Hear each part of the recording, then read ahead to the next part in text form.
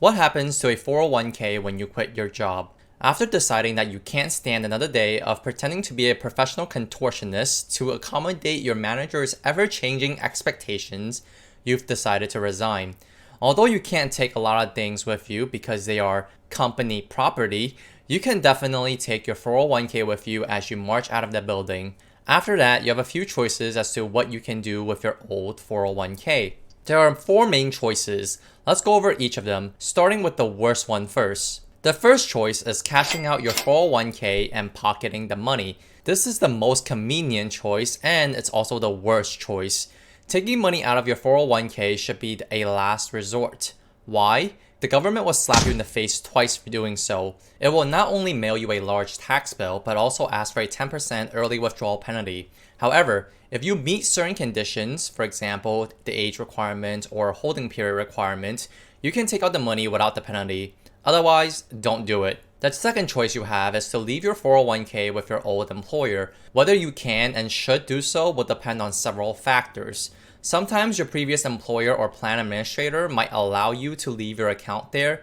Even if they allow it, you can no longer put more money into the account. Therefore, you should ideally merge your retirement accounts together. I don't know about you, but I can barely remember the password to my Gmail account as it is. Do you really want to remember the password to yet another account? If you really loved your existing plan portfolio because it has low fees and great performance that you can't find anywhere else, then you might want to keep your account with your previous employer. However, if the investment options are garbage or the fees are high, it might be time to plot your escape. The third option you have is transferring the 401k balance into an individual retirement account, IRA.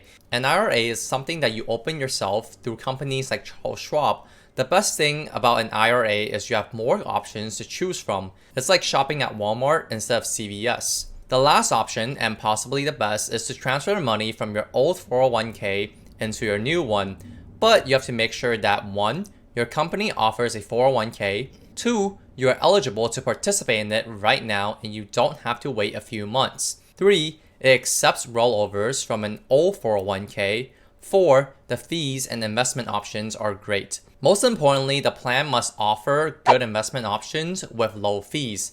Otherwise, you should just move the money over to an IRA. If you choose to roll over your old 401k into a new one, there are two ways to do so: direct rollover and indirect rollover. Which one you should pick will depend on how much torture you like to put yourself through. If you're a masochist, you can do an indirect rollover in which your old plan administrator writes you a check for the account balance. Then you must deposit the funds into your new 401k or IRA within 60 days to avoid any taxes and penalties. For those of you who like to do things the easy way, you can do a direct rollover in which your old plan administrator deposits the balance of your account directly into the new account, either through a check or a wire transfer. This process occurs between two companies and saves you from the possibility of owing taxes or missing a deadline. Before you hand in your 2 weeks notice or resignation letter, you should check your vesting status.